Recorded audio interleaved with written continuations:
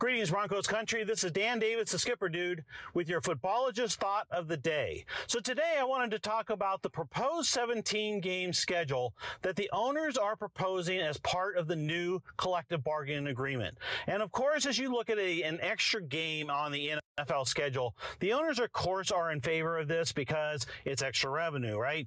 And as fans, we're all in favor of it because it's extra football. And as a side benefit, we'll be able to drop one of these dreadfully long preseason games off of the agenda, off the calendar for each year.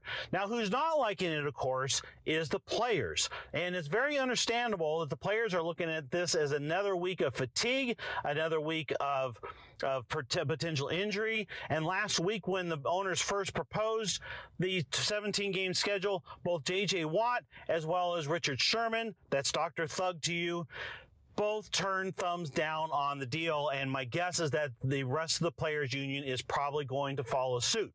So now, in order to fix this issue, I believe that the owners are just going to have to make some better concessions for the players, and the players will probably accept it. One idea is to certainly raise the salary cap, expand the rosters. That might alleviate the players' concerns. Or if you want to look at things a little bit radically, the NFL could also move from a salary cap type of a structure to a luxury tax type of a structure, as a couple of other sports have done, and that may very well be the ticket to get the players to sign on to the 17th game. But what I wanted to really talk about is how this 17th game would work. And in my opinion, to really do this right and to really help make the NFL season a better experience all the way around, the 17th game actually needs to be a game that's played in week 1. And not only that, but as an interconference game.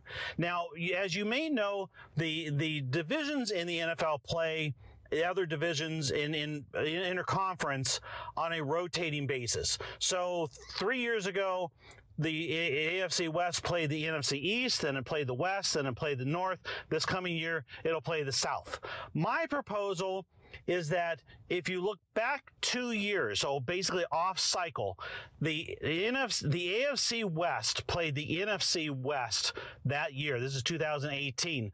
The game 17 week 1 schedule would basically be a matchup of that division rivalry. So you'd have NFC West versus AFC West, and you would do it in a parity type of a basis, like interconference games and truck conference games are done now. So for the coming year, if there was one, obviously there won't be this coming in 2020, but if there was one in 2020, the 4 games between these two divisions, you would have actually a Super Bowl matchup between the 49ers and the Chiefs. You would have the Broncos playing the Seahawks. You would have the Raiders playing the Rams. Interesting game there. And you would have the Chargers playing the Cardinals.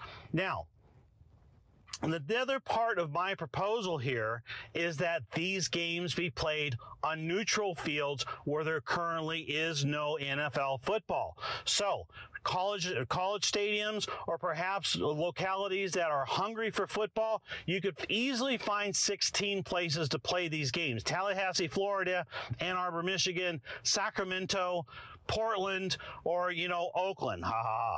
But with that, you would be introducing football to live NFL football to places where they don't currently have it. And to the extent that you really need to extend the NFL brand, you'd be doing it. But you'd also not have to worry about teams having 9 home games and 8 road games, or 9 road games and 8 home games each season. So the caliber of that particular first game would probably not be very high. However, the week 1 games in the last couple of years, most especially following a couple of key injuries last off season, the quality of week 1 games was actually dreadful last year. And I think that you would be taking what's basically a dreadful level of NFL football, and you'd be putting it into week 1 into games that have no tiebreaker ramifications at the end of the year. One of the things that really upset me last year was the way the schedule worked out. You had 2 key division rivalry games with postseason ramifications potentially.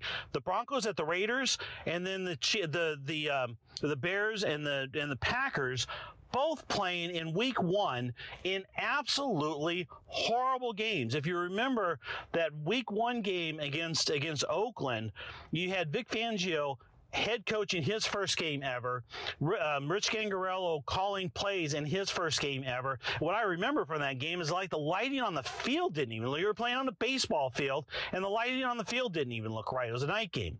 So that dreadful game now becomes an interconference game that has the least meaning of any game of the season. And that week 1 would be better than a preseason game, but not as good as the rest of the regular season games, and I think that could be something that would be a benefit for all sides.